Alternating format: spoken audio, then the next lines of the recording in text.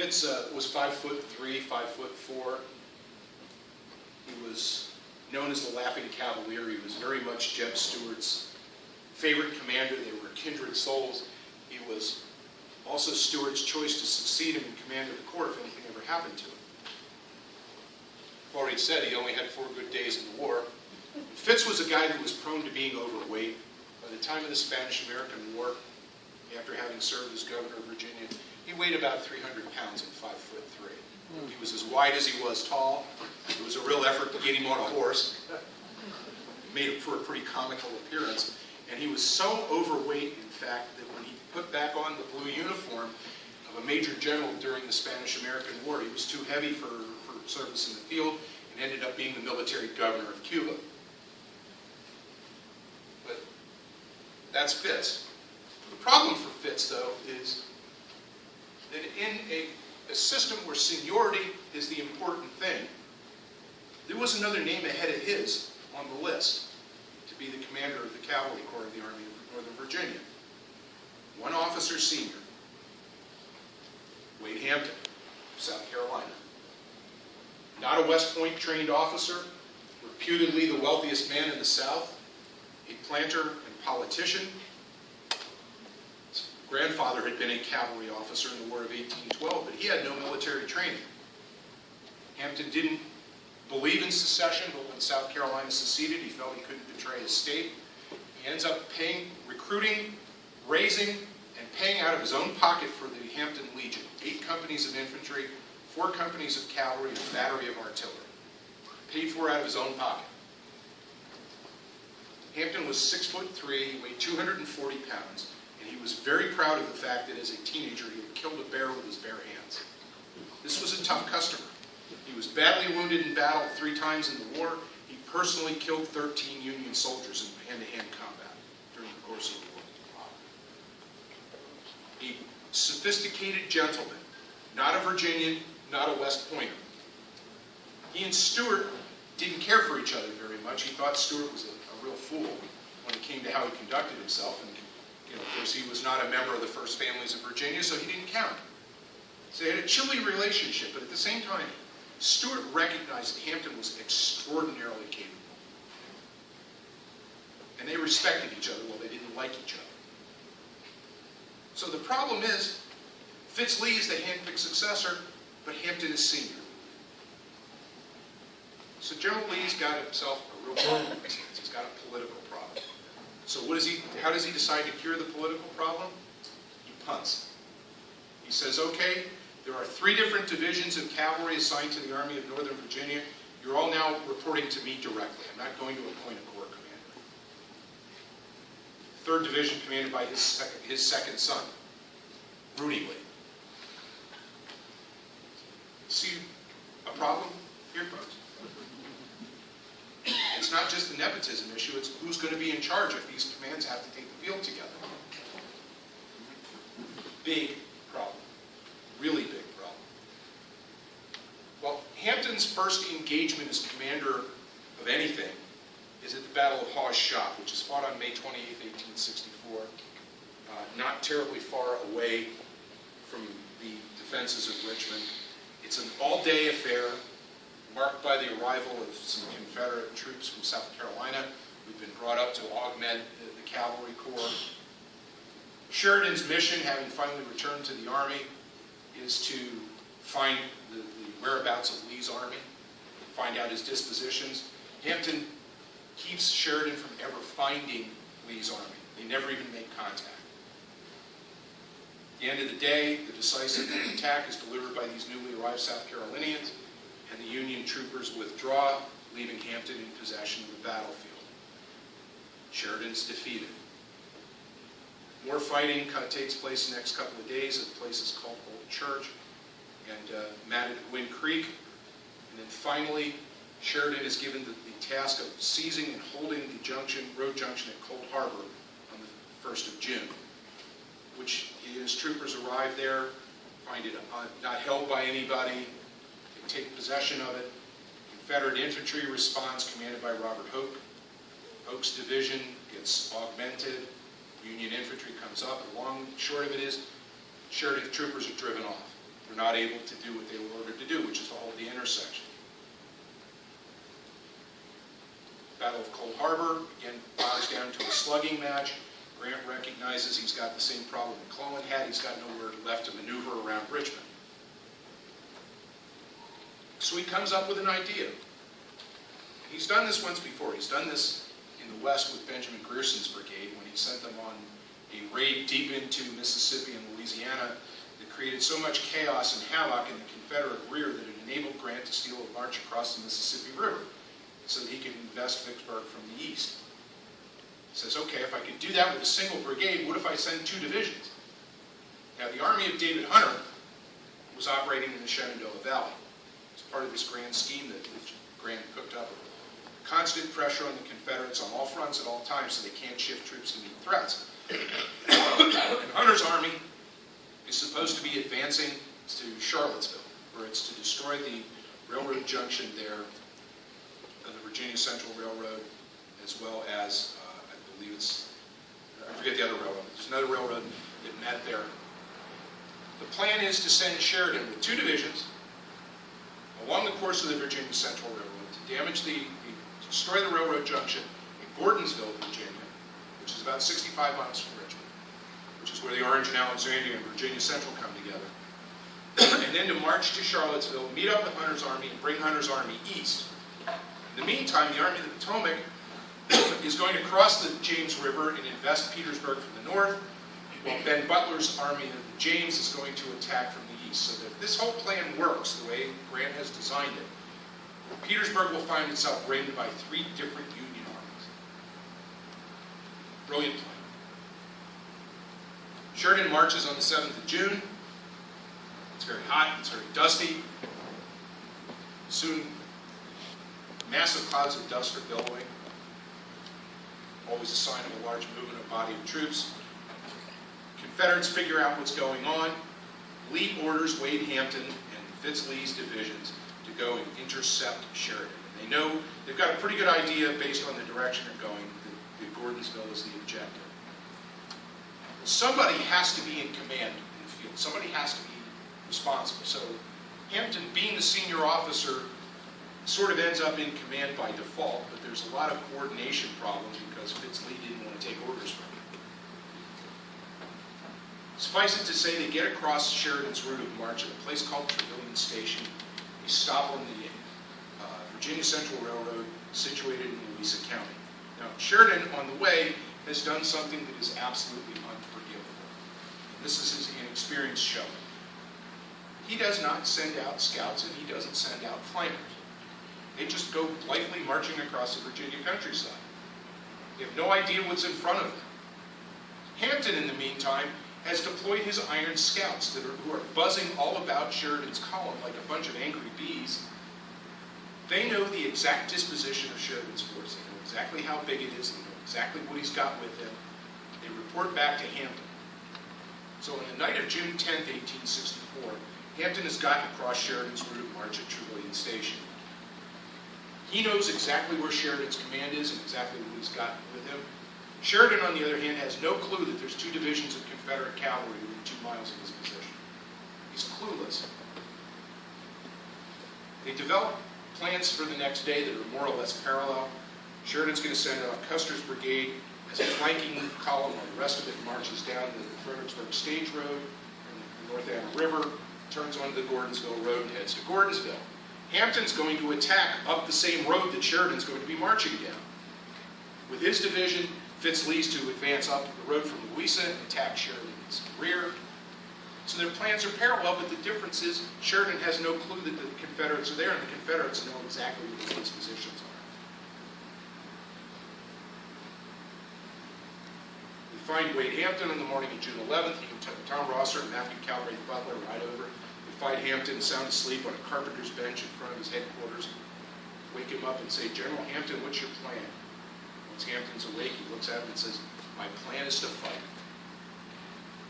Just then, the first shots of the Battle of Jubilee Station are heard. And in a long day of fighting, the Confederates end up being driven away from the Virginia Central Railroad, but they pull back to a position 2 miles away and basically dig in and entrench. And again, Sheridan does not send out anybody to scout the way. He has no idea that Hampton's going. He just believes he's beaten Hampton, and he has no idea that Hampton's 2 miles up the road. It's a great little story about the Battle of Jubilee Station I'll share with you. This was the biggest engagement that Sheridan commanded as a cavalry corps commander.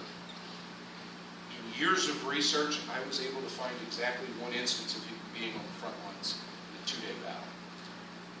That's it. He wasn't engaged. It's not what a corps commander is supposed to do. Instead, he left the fight to his 2 division commanders, Gregg and Torben. On June 12th, his command marches again after tearing up the Virginia Central Railroad for about 5 miles, and they run squarely into Hampton's command. They launch 7 separate assaults against Hampton's position, each one getting repulsed. And as the day has gone on, Fitz Lee's division has marched on a 17 or 18-mile flank march and has come into position along with Hampton's guys. They're going to send Winsford Lomax's brigade of Hampton's division around the flank, Union flank. And as that 7th attack is being repulsed, Lomax orders an assault, and Hampton hears Lomax's assault kick off. He attacks from the front. So you have a full brigade of cavalry with horse artillery rolling up the flank and a frontal assault. Sheridan gets driven from the battlefield in a wild rout. He left at that point with no alternative but to break off and withdraw. That's what he does. He never gets to Gordonsville. He never destroys the junction with the railroad. He never makes contact with David Hunter. But yet, when Sheridan writes his report of the Trevilian raid, he calls it a victory. Go figure. It takes him until June 21st to get back to the Army. I'm sorry, June 23rd to get back to the Army. He's got to bring a wagon train with him that he picks up along the way. His guys fight a nasty battle in a place called St. Mary's Church, where he's left David Gregg's 2 Brigade Division as a rear guard, where Hampton on the 24th, will pounce on David Gregg's division, 2 brigades. Hampton will pounce on them with 7 brigades of cavalry. Needless to say, it doesn't take a rocket scientist to figure out who's going to win that fight. Gregg and his division were lucky to get out of there intact. They end up getting back to the Army of the Potomac, which on the 13th of June, while all this commotion is taking place, has stolen a march on Robert E. Lee, has crossed the James River, has invested Petersburg, but for a brilliant, cobbled together makeshift defense commanded by PGT Beauregard on the 16th of June, Grant will roll right through Petersburg. But now the grand plan has failed. Yes, they got across the James River. Yes, they invested Petersburg. Their attack has been halted. In the meantime, Robert E. Lee realizes that if the actions at Petersburg bog down into a siege, it's just a question of time. He also has to deal with Hunter's army. Newly promoted Lieutenant General Jubal Early is now in command of the 2nd Corps of the Army of Northern Virginia, which includes most of Jackson's old command, is sent to march through and to get to the railroad to take it to Lynchburg to meet David Hunter's army. Now, remember what I said, on the 12th of June, Sheridan's command tears up 5 miles of railroad track in Virginia Central. By the time Early's army comes through there on the 14th, it's back in service. They end up boarding the cars in Charlottesville. They arrive at Lynchburg just in time to repulse Hunter's army. Hunter falls back out of the war effectively for an entire month. Sheridan advances down the Shenandoah Valley, crosses the Potomac River, and advances on Washington, D.C. He's held up for a day at Monocacy by Lew Wallace and a scratch command on the 6th of July. 2 days later, or by the 12th, they're at Fort Stevens in the defenses of Washington. And finally, the objective of this whole thing, which is to draw soldiers away from Grant's army, is met. The 19th Corps and the 6th Corps are sent to go chase Early. So Early sees the Union troops advancing to reinforce at Fort Stevens and breaks off and withdraws and he takes up a position near Winchester, Virginia, where he just sits in the valley and basically says, nah, come get me. Well, Hunter's clearly not the guy to command this army. Now, in the meantime, Sheridan, as the commander of the cavalry corps, is going to have one last opportunity, and that is in a joint operation between his and Winfield Scott Hancock's 2nd Corps. We're going to make an attack at a place called Deep Bottom, outside of Petersburg, and we're going to be repulsed miserably. It's a real failure. So Sheridan's now accumulated a record as Cavalry Corps Commander 111-1. Now, if you're an NFL head coach, you usually get fired for that kind of record, don't you? But this is a guy who's considered to be a great commander of cavalry. It doesn't make any sense. Well, they've got to deal with Hunter, or they've got to deal with Early. And Hunter has proven himself not to be a very good field commander. So the thought is, we'll leave Hunter in command of the Middle Military District, but he's not going to command the troops in the field. We're going to give command of that army to George Meade. Well, Meade didn't want that, number one. And Hunter said, if I ain't starting, I ain't departing. To use a line from Deion Sanders from a few years back, talking about the All-Star game.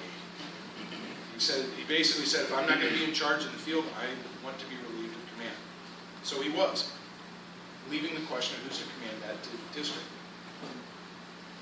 Grant wanted Sheridan.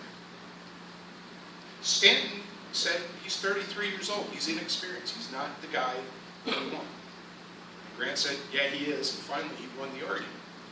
On the 8th of August, Sheridan was sent west to take command of the Middle Military District, forming the Army of the Shenandoah, which will consist of the 3 divisions of the Army of the Potomac's Cavalry Corps,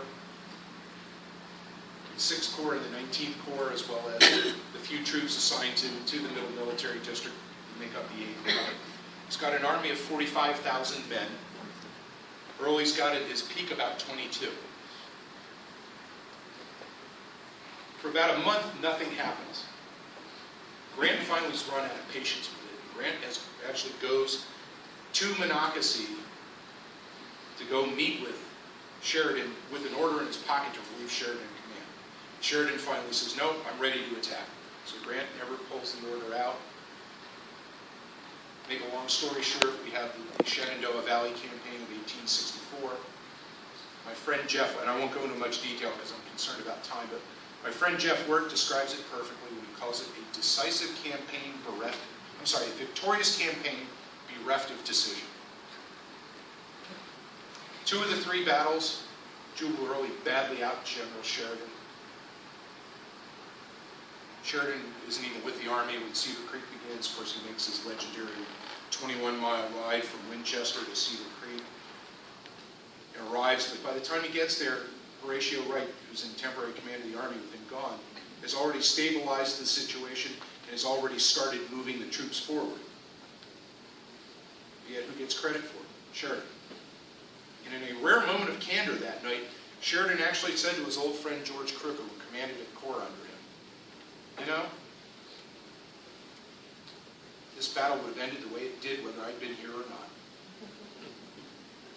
But yet Sheridan took all the credit.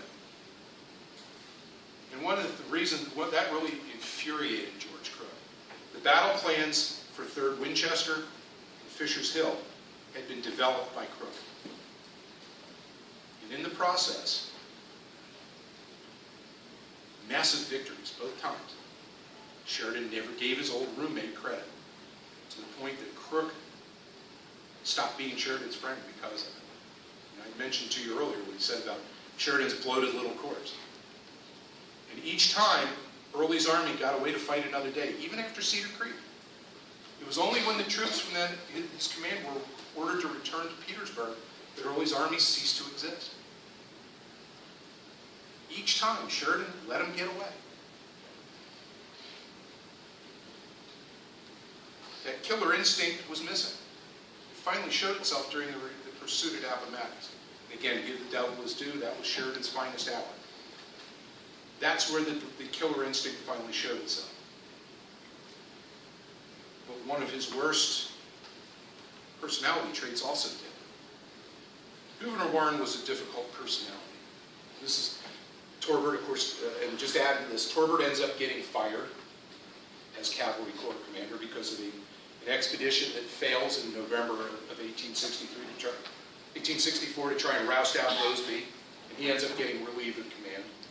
George Custer ends up being a division commander. This is Tom Rosser, who's sent to be the savior of the valley, gets defeated badly, particularly by Custer at Tom's Brook. This is George Crook. Sorry, I kind of got behind on my slides. Horatio Wright, the commander of the 6th Corps. This is William Woods Averill. Averill was commander of the 2nd Cavalry Division. Averill's the guy who actually should have been the Corps commander. He outranked Torbert. So he was angry that he got passed over for Corps command. Averill was a very capable cavalry. But he was plagued by being a Democrat and by being a protege of George McClellan's, which meant that he was very cautious. He didn't move quickly, but when he did, he dropped the hammer like a sledgehammer. Very capable. After Fisher's Hill, Sheridan orders him to pursue Early's army. So with 3 brigades of cavalry, he's got his 2 brigades and Tom Devon's brigade from Merritt's command. They come across, they pursue Early's army at Mount Jackson, which is about 20 miles south. They find Early's army, entire army, drawn up on high ground with all of its artillery deployed. Averill's got maybe 4,000 men. Early's still got close to 20. And they're on high ground. Averill does the only thing that a smart officer is going to do in those circumstances. He orders his men to break off and withdraw. He's got no chance.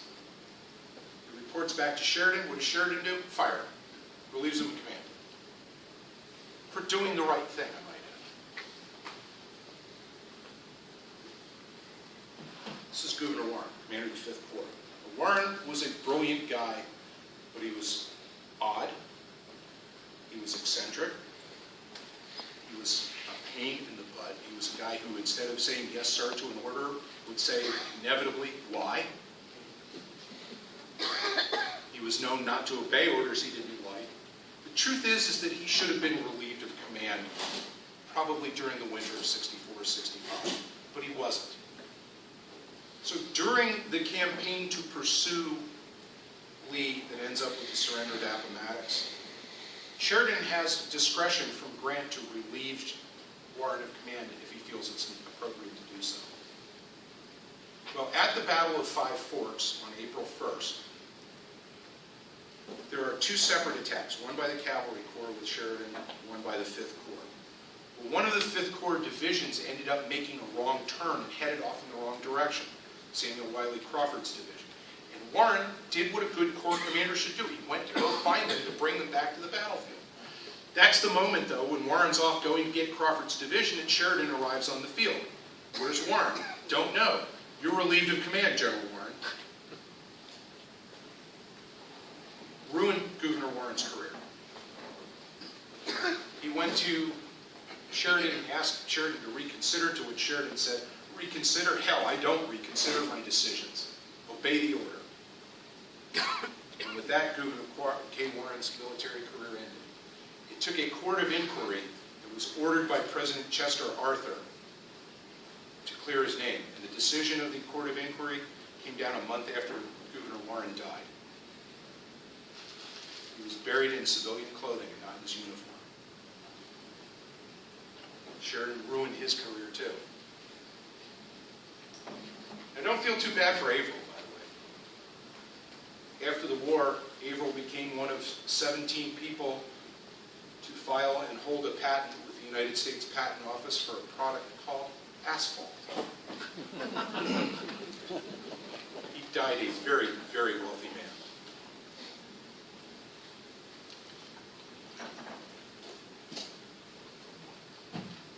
And so we're left with the question of, what about Phil Sheridan? Well, I hope you take away from our talk this evening some new thoughts on him. Perhaps he wasn't the great commander that he's made out to be. There's this pantheon of Union greats. Grant, rightfully so. Sherman, rightfully so.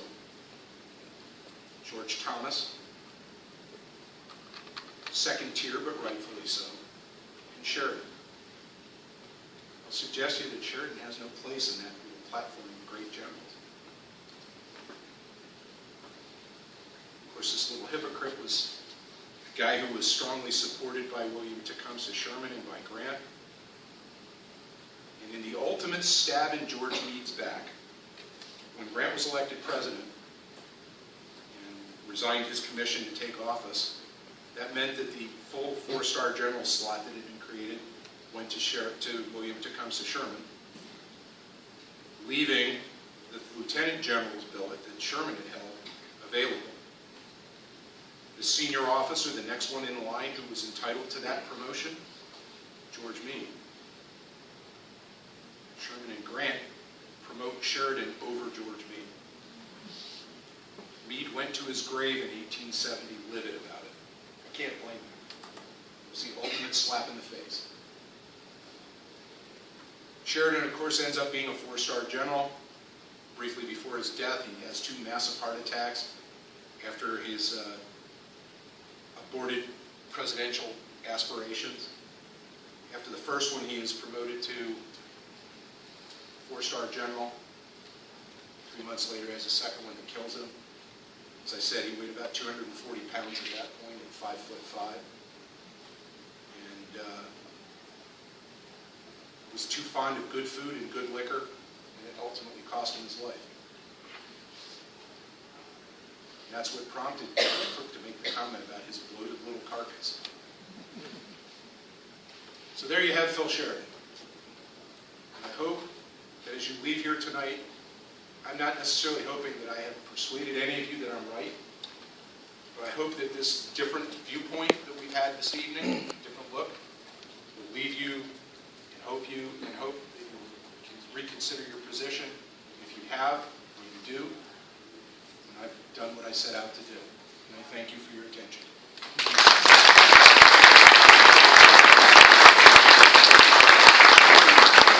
I would be happy to take questions if anybody has any. Brian, you got a football game to watch. Come on, surely somebody's got one. Go ahead. Well, this was 21 years after the Civil War when his former roommate George Crook had brought Geronimo in, and Sheridan had him fired because Sheridan liked using Apache Scouts. And again, that's a good point, which is that Crook brought Geronimo in, and Crook had given Geronimo his word that he would be treated well and that he would ultimately be let go. Well, Sheridan vetoed that, and of course Geronimo was executed. If there was anything that was needed to clinch George Crook's eternal enmity of his former best friends, that was it. The harm was irretrievably done by that. Thank you, that's a good point. Anybody else? So you brought into question aspects of Sheridan's leadership, but I kept thinking while you were talking, what does this say about Grant and his judgment in choosing Sheridan, staying loyal to Sheridan? Who appointed the first, when Sheridan was putting command of the Cavalry Corps, who appointed the new division commanders? Was that Grant or was that Sheridan? In both instances, it was Grant. Okay, so sounds like Grant doesn't know much about cavalry. Grant was not at all good at the use of cavalry. Interestingly enough, the only one of the Union Army commanders in the Civil War who was really good at using cavalry is the guy you would least expect, which was John Pope. Now, to answer your question, what does that say about Grant? Well, you raise a very good question. And that is, what in the world did Grant see in this guy? And I don't have a good answer to that question. I have a theory, which is that they were drinking buddies. But I can't prove that.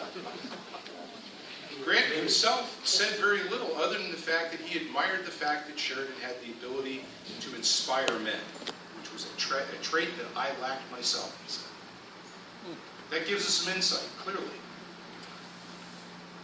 But you got to sit back and ask yourself, why would Grant have permitted Sheridan to get away with being grossly insubordinate to the Army commander without even so much as a slap in the wrist, but instead reward him with an independent command? I have for 20 years been scratching my head over that one because I can't come up with an explanation. Politics in the military. That's possible. The comment was politics in the military. That's entirely possible. Sorry to follow up, but It's so okay. did Sheridan have any particularly powerful political connections? I mean, related to that question? I mean, did he have senators in his pocket or any influence? No, the question was, did Sheridan have political influence? The answer is no. He was an Irish Catholic from Ohio. No.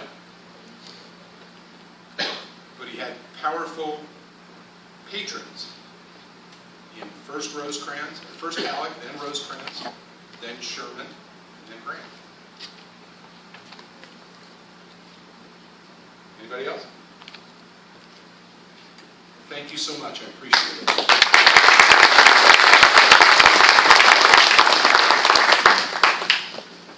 Eric, thank you very much, and on behalf of the roundtable, we have an honorarium. Thank you. Thank you very much, Mike. Thank you very much. It's been my pleasure.